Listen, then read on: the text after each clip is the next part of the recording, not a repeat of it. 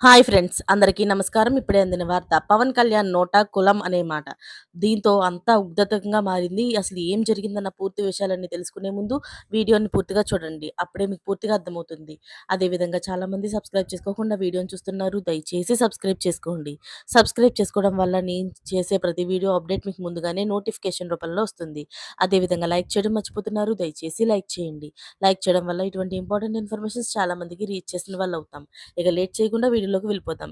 AP అసెంబ్లీలో deputy CM Pawan Kalyan సంచలన comment చేశారు.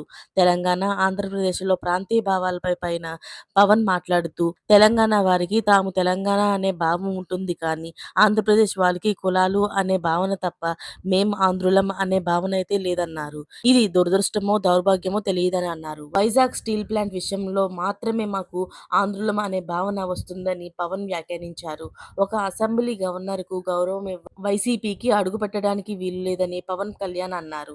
రాష్ట్రంలో ప్రతిపక్షం అనేది లేదని, ప్రజలు వైసీపీకి ఆ అవకాశం ఇవ్వలేదని చెప్పారు. వాళ్ళు ప్రతిపక్షంగా ఉండేందుకు ముఖం చాటేస్తున్న సందర్భాల్లో అధికార పక్షం, ప్రతిపక్షంగా తామే ఉంటామని పవన్ చెప్పుకొచ్చారు.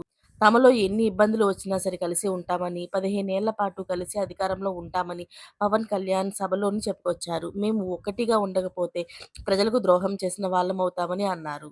మరిన్ని లేటెస్ట్ అప్డేట్స్ కోసం ఛానల్‌ని సబ్స్క్రైబ్ చేసుకోండి. Thanks for watching friends.